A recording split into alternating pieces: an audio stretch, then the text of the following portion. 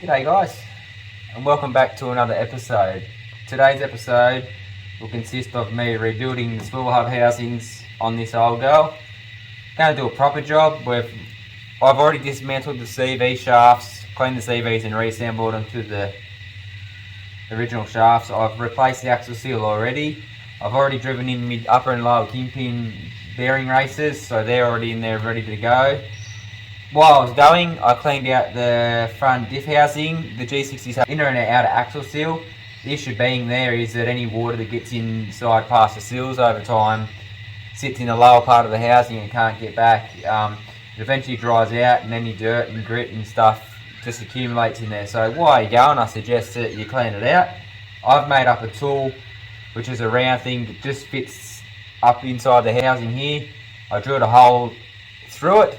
I put a nut on each side so it can't come off when you're pushing and can't come off when you're pulling, and it sort of scoops. I push it in, let it drop down and scoop out the housing as I go. You might as well, you're in there, so do it right. I've already cleaned up these housings. All you need for that is a couple of bits of wet and dry, a couple of different grits, 400 there and 1200 grit, just to clean up any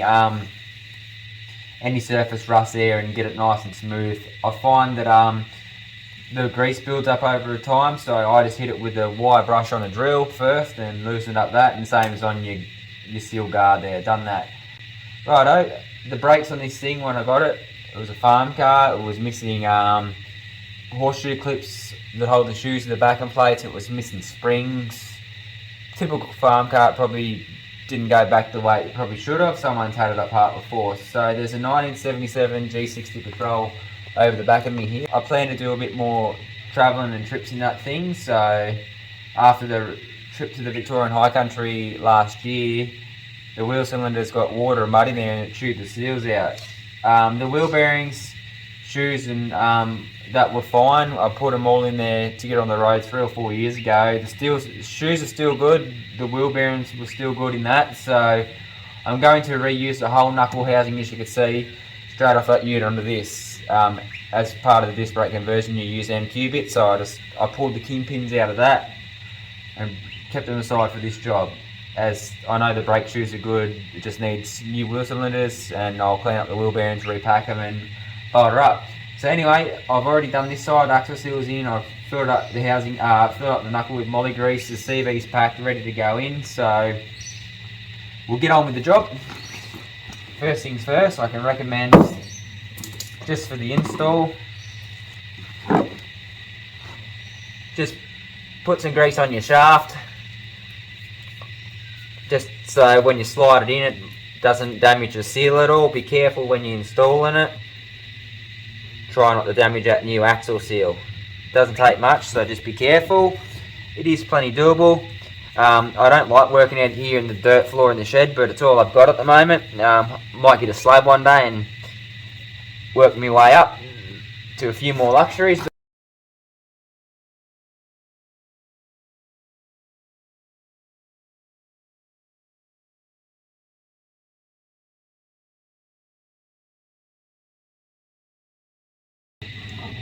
There she goes.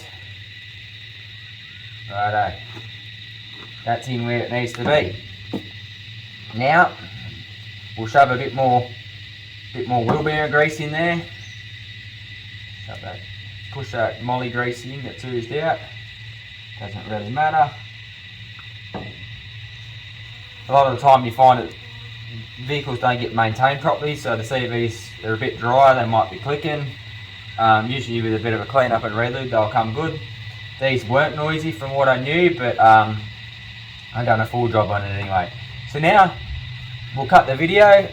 I'll get the bearings ready. They're already being pressed onto the things. They do have shims on top of the cap, so it's very important when you pull it apart to keep the correlation right of which positions they come out of. It all has to do with just your tension of your swivel hub and stuff like that, and your preload on your bearings. So pretty important part to remember, but we'll cut the video for a sec. So now we're right to start bolting them back up. So here's the heavy knuckle. As you can see, there's plenty of molly grease in there. The bearing's good in the back of the spindle.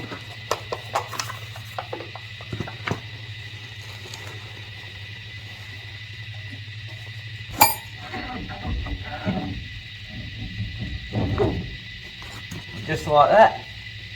Slip her on. Install your bearing caps in their right positions.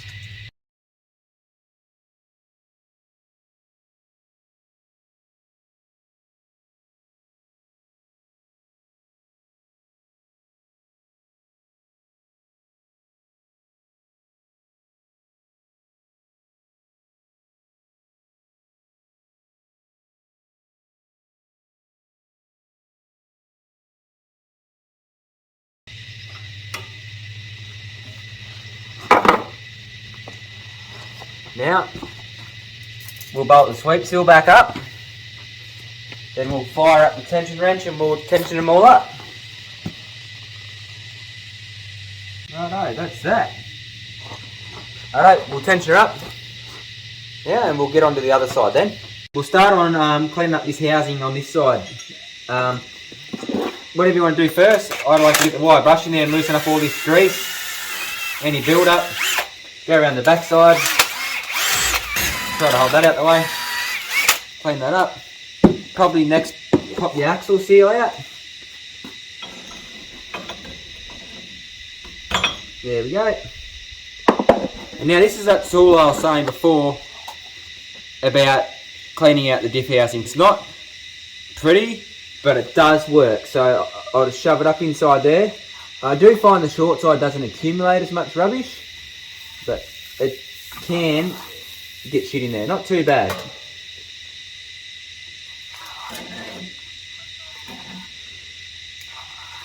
Oh, there you go. You can see all that rubbish. We'll go for another fish. See if we get a bit more out. Yep, there's still a bit more there.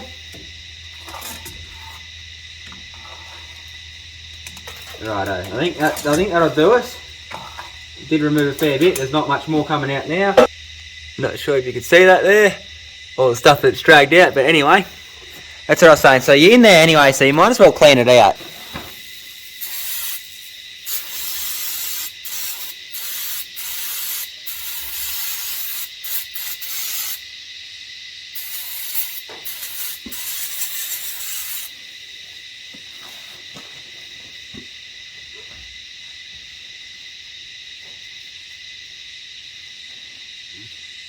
So that looks a lot tighter in there than what it did. Like I was saying, just clean up any rust and burrs on that ball. Righto, that'll do that. Hose her off.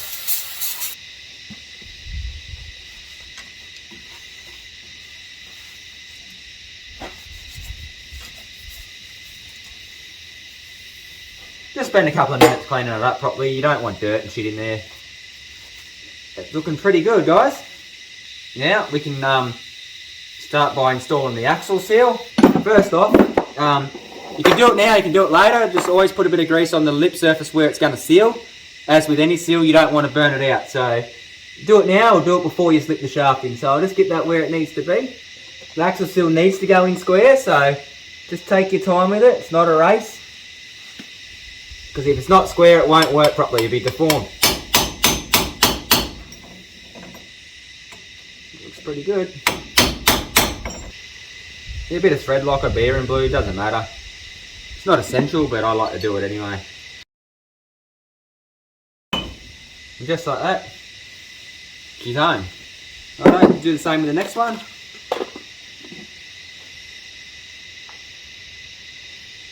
There is a proper bearing tool, I don't have it here at the moment. Do it this old school way. Alright, she's home. You got her clean. Now, before I slip the CV shaft in, dose of molly grease for the CV. I just use it out of a tub like this. I'll put some right in the axle seal where it's going to go. I'll pack that seal in the seal lip. There you go. Right, I'm just going to pack the knuckle full now of this molly grease. I don't spare any expense. I don't want to pull it apart and do it again because it's ran out of grease or didn't put enough in there. So dose her up. Righto, as you've seen on the other side, plenty of lube on the shaft before you put her in. Try and like centralise it as well as you can to put it in. I find tilt the CV like that works pretty well. Keep it up off the seal. Get rid of this excess. Put it on the fronting where the spindle bearings will run. Righto, next up, the other sweep seal. Bit of grease on the rubber. You can also lube up the ball, but you don't want too much. They do take a bit of stretching to get on, but that's how they got to go. So there you go, she's where she needs to be. Now it's time for the knuckle.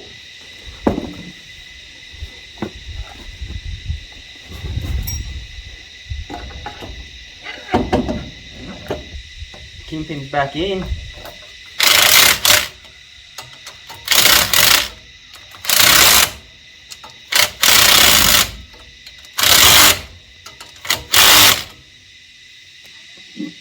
Now install the bottom one.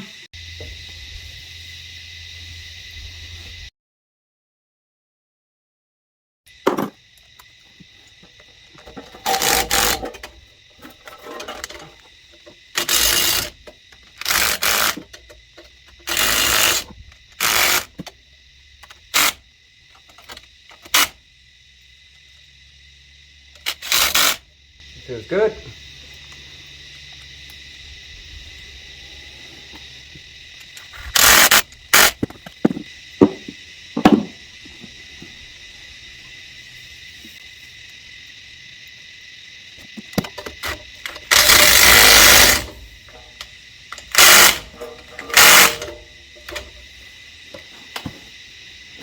Beautiful. Feels good. You give them attention.